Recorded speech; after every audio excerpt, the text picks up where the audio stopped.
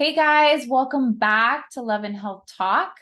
Today we want to share a little bit about grief and really like why is it important to address grief? A lot of us are living with grief and have had really just terrible experiences with grief. I mean, grief is one of those feelings that are really, really tough to get through, especially if you have lost someone really close to you or something tragic has happened where you have experienced a lot of feelings of loss. And so today we just want to cover why it's important, how to cope with it, and what it looks like in the body when we start experiencing these unresolved feelings that are coming up for us.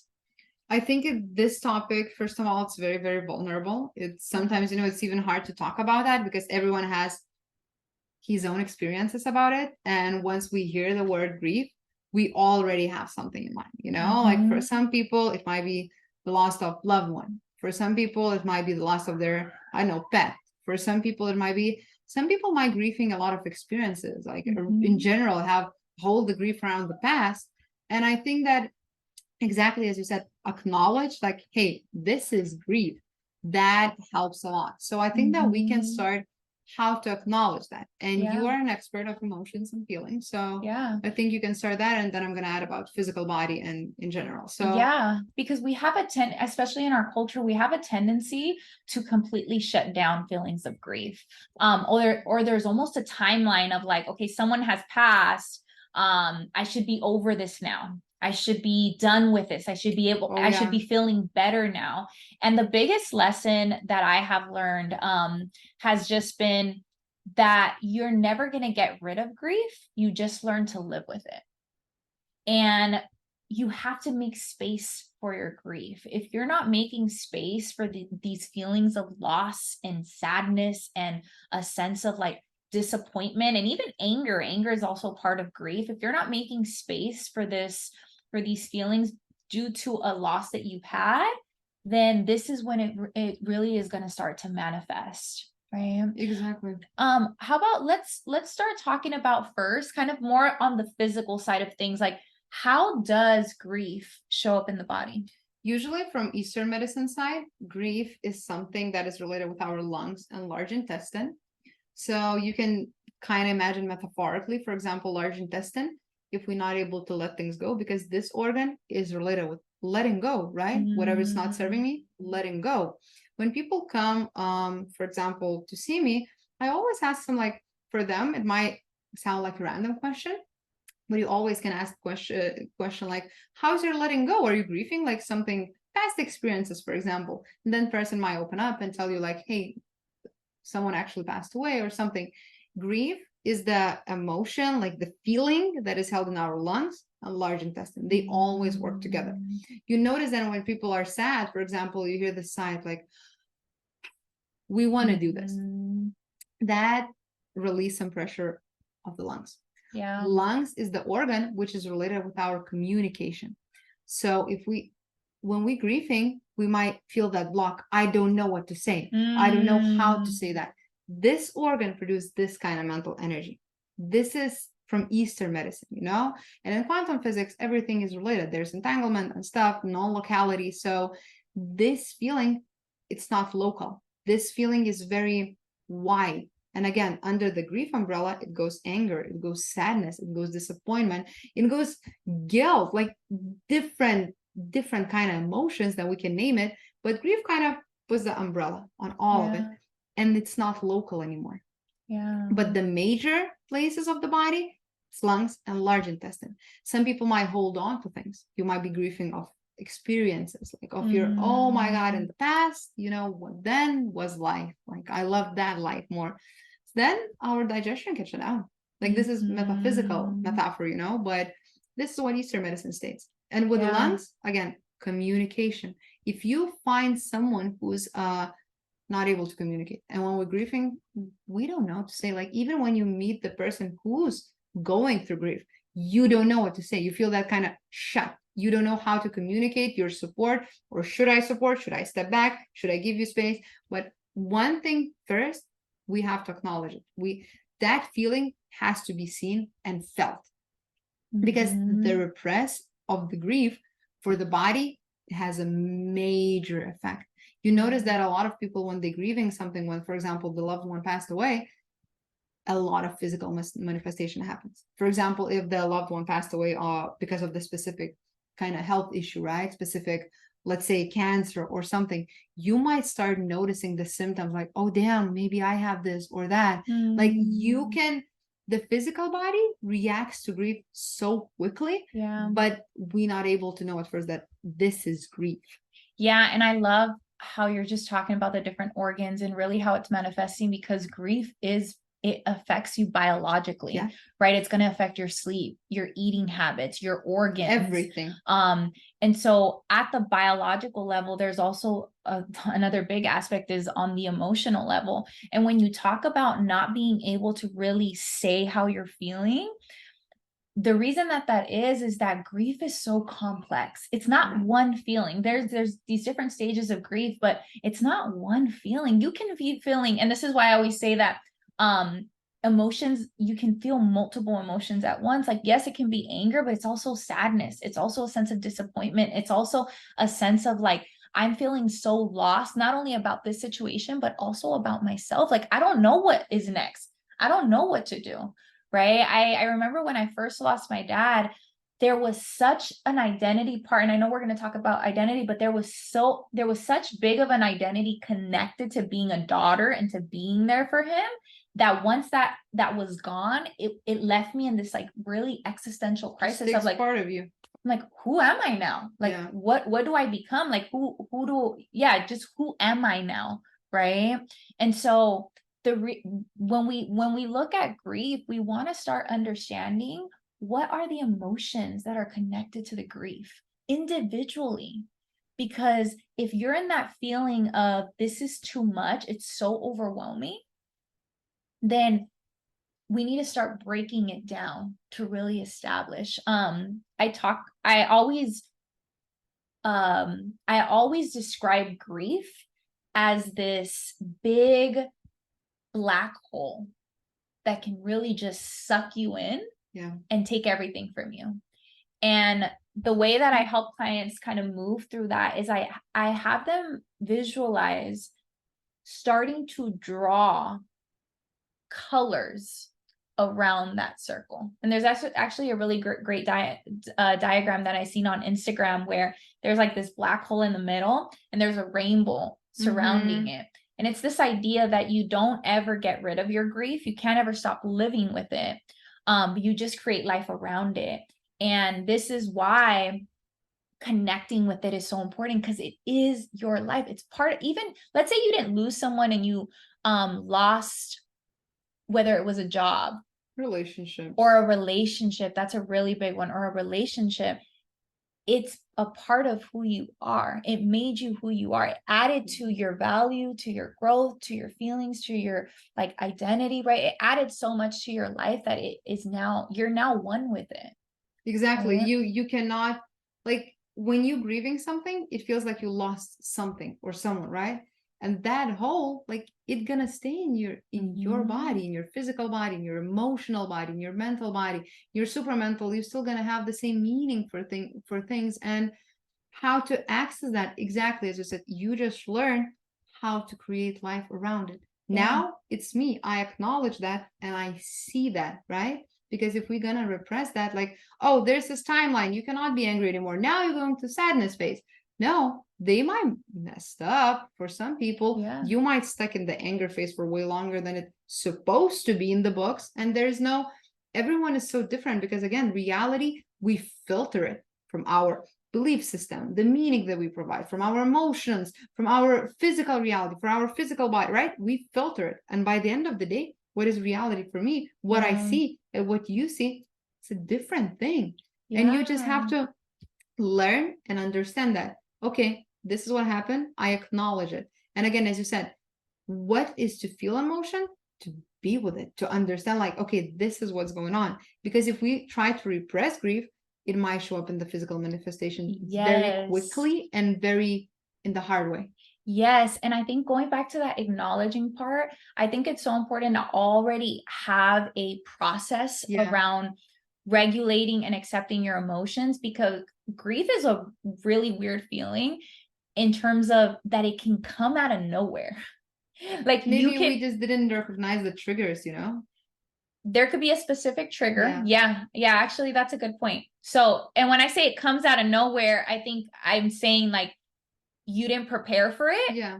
That's You so true. didn't you didn't expect it, and so it's like, oh, maybe I missed a trigger, and now this emotion is coming up for me.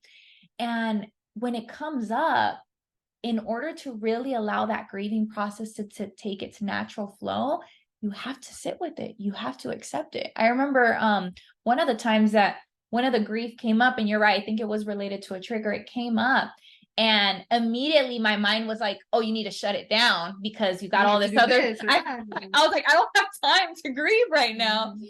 And I immediately kind of snapped out of it of like, oh no, I need to attend to this so that it doesn't become anything physical, or it doesn't manifest into a different emotion. So I often hear that when people don't attend to their grief, it turns into anxiety.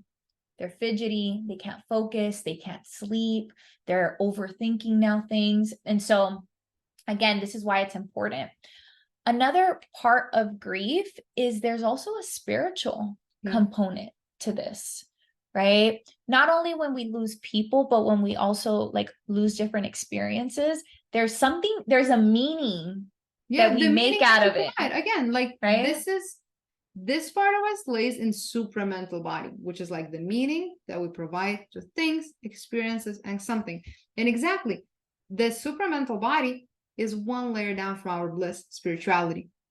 So what it means for you, for example, when you lost loved one, depending on your beliefs, you might think that, okay, this is what meant to be, that was the time, whatever. For some people, they don't believe in that. They might feel that, Yeah. okay, it's over. For some people, they think that, okay, we're gonna meet in another lifetime, for example. So, Mm-hmm. and that create a way how you're gonna cope with that. So it's definitely related with spirituality. It's definitely Yeah. related with your level of openness, with your knowledge that you have about past lives, like with, and you can have, the truth is what you believe in.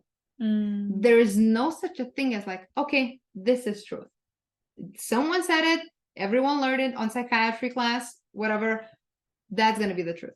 Truth is what you believe in. And you Yeah. can find people who are going to say different things about grief. Again, you can find someone who's going to say that we're going to meet in another lifetime. I'm going to find you, right? And you can meet Mm-hmm. someone who's going to say that it's over. I lost you for forever, Mm-hmm. So, and then the approach that you're going to take, the way how you're going to sit with that emotion, it's going to be different. Mm-hmm. Yeah, no, it is really beautiful how we can interpret things. And I'm even thinking about like, just let's take it out of people, right? Like the seasons changing. Yeah. Us going from summer now moving into fall, and the new meaning that we're ascribing to it. We can be stuck with, oh, I hate the cold, I hate that I can't go outside anymore, it's going to start to rain soon. Like we can start to make up the meaning that this is absolutely going to suck. Or you can make up the meaning, like I went to Trader Joe's today, and I was looking at all the pumpkin stuff, and I was like, ooh, fall's coming, I want to decorate with some pumpkins, right? I really am getting into that mindset of moving into this new season. Absolutely. You do grieve the summer, you do grieve things that you can't do, or this new season of your life where maybe you're a lot more calmer, maybe things are a little bit slower, maybe you've lost some friends, right? And so really acknowledging what do I want to make out of this? How can I start to see this in a way that I can, not so much like the silver lining. I'm not talking about the silver lining here. I'm talking about how do you want to see this so that you're able to move through it in a way that is helping you. Because right? the past experience is the huge filter. And if you have, for example, that, okay, during the fall, something amazing always happens. You might feel the way that, oh my God, it's fall again. Something's going to happen. We're going to have the stripe season. We're going to have all the fruits and everything, like it's going to be amazing because every time when the fall comes, I have this, that, or whatever. So that past filter, it shapes reality like crazy. Yeah. And you can change that. You can definitely change the way that you look. at things in the past too. But I think that even when we're going through the seasons in life, there's always a way how to find something beautiful in that season, of course. But as you said, what is that going to mean for me? And find yourself and say to yourself, oh, we don't think like this anymore. Like, we can change that. I don't think like this anymore. Right now, I'm going to think that fall is going to be amazing. But because, for example, I used to say that, oh my God, I hate November. Like, because usually around November, something used to happen, right? And you create that part of identity. And then you talk about that. Then you tell all of your friends, oh my God, it's November again. Oh my God, this is what happened last year. I hate it. Definitely something's going to happen. I feel so bad during that time, And then you start talking about that. Yeah. And the words, they have power again. Yeah. The way that you talk, the way that you feel, that is magnetic. Yeah. So just to stop identifying yourself with the season and just to be observer about what's going on. But remember, I don't remember if I told you, but I think I did. I used to say like, oh my God, everyone is late in Los Angeles. Like even patients, like, oh my God, everyone is late. And I was leaving for work and I'm saying to my partner, like, of course she's gonna be late. Like like everyone is late. And I stopped saying this all the time. And people stop being late. Where I just stopped focusing on that. But either way, is it my placebo effect? Is it stop being focused? Or people actually stop being late? Either way, I'm happy about it. Yes. And I think when I hear you talk about more of that like negative talk or just foreseeing something bad happening, it feels like a very powerless feeling, like you feel out of control, which adds to that feeling. It increases the anger, it increases the frustration, right? And when we talk about grief, when we talk about grief, we're also talking about like acknowledging that, because when you acknowledge, you connect with it. And when you connect with it, you regulate it. And unfortunately, to be able to heal is to feel. Yes. Healing is through feeling. But a lot of the reasons that people don't want to feel is because it feels like it's out of their control. Absolutely. And it feels that way in the moment, but when you connect with it, you can actually control it. It doesn't feel so heavy. It doesn't feel so big. It actually feels like you are part of that process versus it being so outside of you and so difficult to handle that you convince yourself that you rather not, that you avoid it because it's too scary to deal with it. It's a very, very scary feeling because, again, probably the way that we feel like I cannot do nothing about it. What can I do? I'm not gonna bring it back. This relationship, that person, that experience, like it's not gonna get back. Like this is how we're gonna live right now, and that's so scary because not having a hope, that's a rabbit hole. Oh yeah, absolutely. So even like there's a saying that if you want to, for example, change your health or something, the first feeling that you need is faith. And faith is an opposite of hope. Because if you have hope, you're gonna have faith. Yeah. And that hopelessness is then like that feeling which lays in our lungs again. Yeah. All of these feeling like, like even when I'm showing this, you see how I move my physical body. That's the feeling. That's the feeling that our lungs hold. Yeah. And to be able to let things go, to breathe them out, to let them go through our digestion tract, to let them go, that's an art. Yeah. And hope, there's nothing wrong with the feeling of hopelessness. Right. And that's I guess that's where I'm talking about when it comes to control, because the minute that you say I feel hopeless, you have control of the hope now versus the hopeless having control of you, right? Because when grief comes over me, I feel exactly that. I feel hopeless. I feel like I'm not gonna be able to move through it. Like I can't. But the minute that I connect with like, no, these are my emotions and I can feel them. It's okay to feel sad. It's okay to feel hopeless. It's okay to feel this anger. The minute that I connect with that, I don't feel shame anymore. Absolutely. Because I have a long history with shame. And that's still something that I battle with a lot. Judgment and shame. And so when I start judging and shaming these emotions, it keeps them small, or at least I think it keeps them small.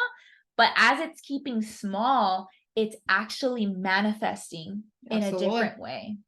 right? But there, and so now it's like, no, I'm not going to shame it. I'm not going to judge it. These are my emotions. There's so much more gratitude around it now. Every emotion definitely, it has to be in motion, first of all. Like if we just look at it, like we have to process them. Like first thing when we're processing, to look at it, to Yeah. finally let yourself feel it. But we cannot just make them like, okay, I'm look at you. I know that you're there and I'm not gonna do nothing about it. It's gonna stay there. Emotion wants to be seen and felt. Again, to heal means to feel. Yeah. And you cannot heal without letting yourself feel the way that you feel. Mhm. So that's very, very important, especially with the grief, because grief can be that very, very silent thing which actually lays in you, like that that's part of me, and then it hits. Yeah. Because as you said, it comes out of nowhere, but maybe because you're not prepared for that. You have plans, you have something, and then it comes. And then you have to arrange your plans around it.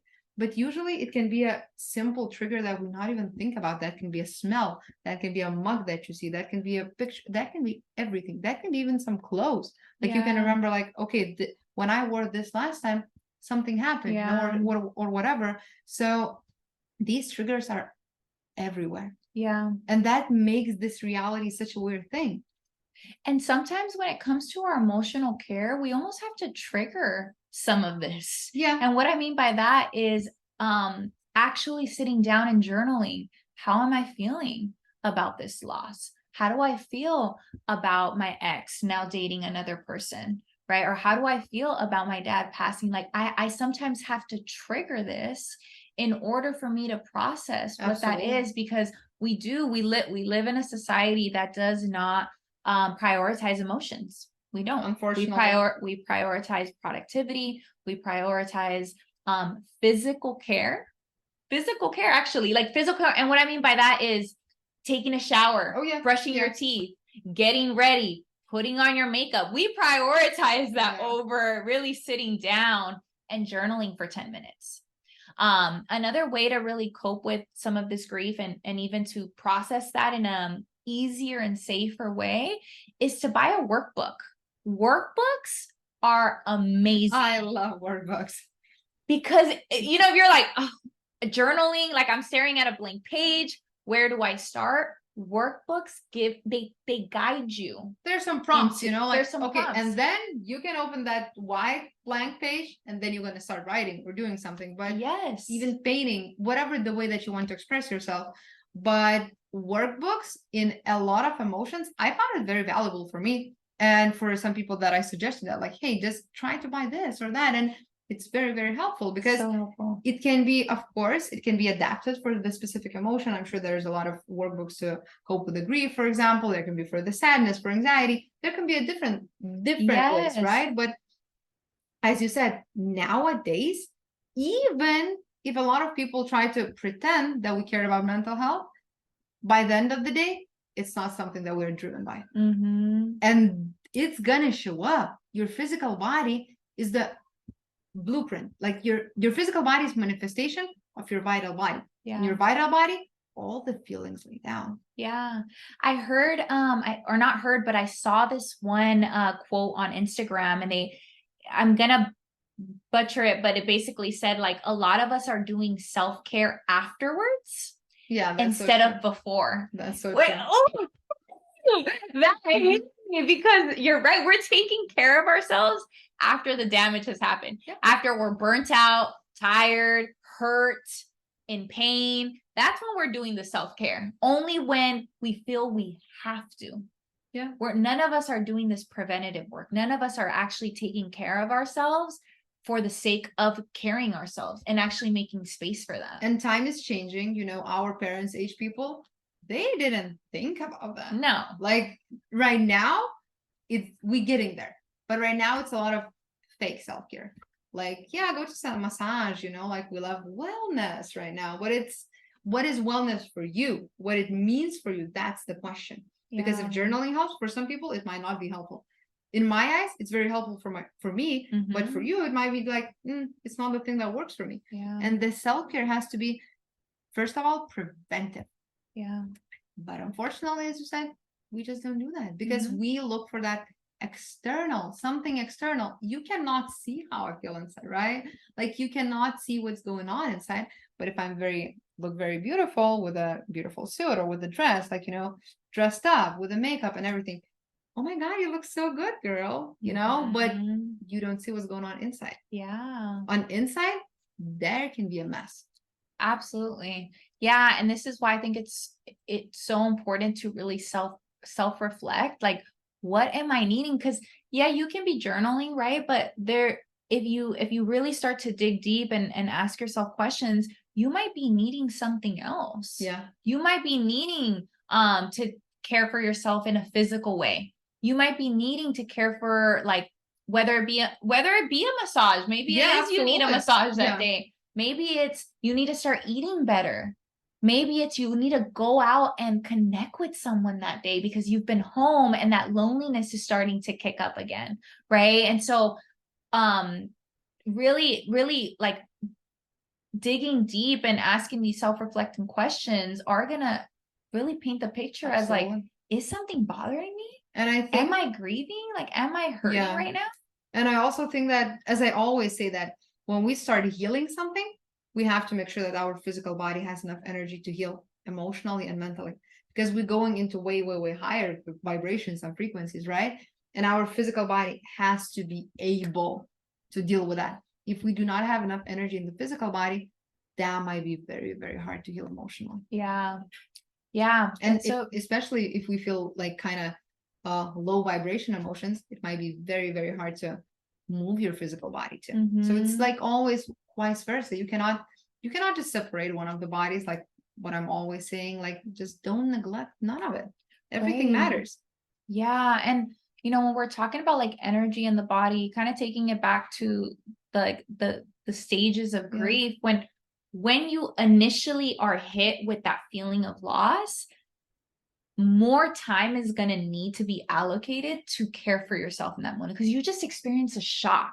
Whether it was a loss of a job, whether it was a loss of a person or a relationship or whatever that was, like, your body is going into shock and you're going to need to allocate more time to go through that. Over time, that starts changing and that starts looking differently. Definitely. Do you work, for example, when people come to you, you're probably experiencing a lot of grief in your work, because a lot of people come to you after they break up with someone, right? So that can be a lot of layers that you have to take them out to actually understand, okay, maybe there's attachment, maybe, like, what was there? And I believe that, especially working with relationships, for example, you have to cut a lot of layers to understand what's going on inside you, because what you're going to tell me in the first session might be way too far from the truth. Yeah. And I want you to think about it this way. Anytime someone comes to us with a problem, there's loss. Yeah, definitely. There's loss of something. Loss of identity, loss of, like, I used to do the things I used to be able to do the things I love to do, and now I can't do them. I lost a relationship. That's an easy one. But, like, anytime that you're experiencing a problem, there's some form of loss, a loss of boundary, a loss of respect. I totally feel that in my work, because people come to see me because of any kind of health issue, like even it's brain health, emotional health, or physical health. But they, again, as you're saying, there's a loss of my routines, loss of the way that loss of the things that I love to do and I cannot do now because of this thing that happened, for example. So there's always, that's why that question about how is your letting go is very, very important. How are you shedding that and rebuilding? How are you recovering from those losses and growing out of them in a healthy way? Because it knocks you down. Absolutely. And there is no shame about that. There's no shaming about feeling grief, right? Like, it's okay. But the thing is, what we're gonna do about it? How I'm gonna live from now on? What's gonna happen next? And how I'm gonna build that life around it. Yeah. And so, really connecting with that emotion, learning how to cope with that challenge, and also reflecting a lot as, like, what does this mean for me now? And don't look for a timeline.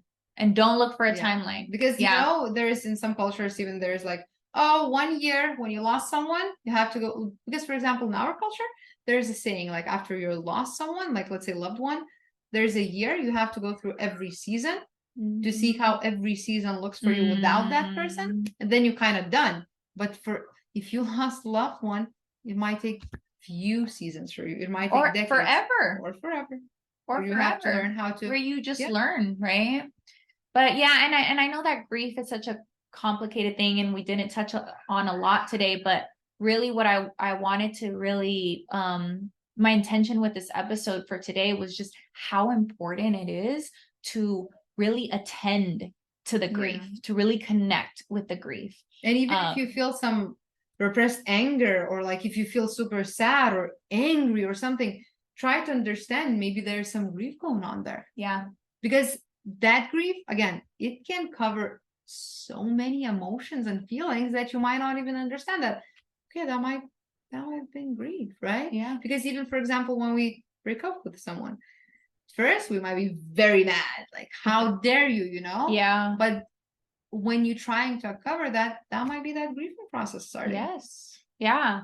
So definitely, if you guys have any questions, let us know in the comments, DM us. We would love to hear from you, and just see what kind of thoughts and feelings were brought up after hearing this episode. Absolutely. Yeah. Thank you so much. Bye. Time to eat.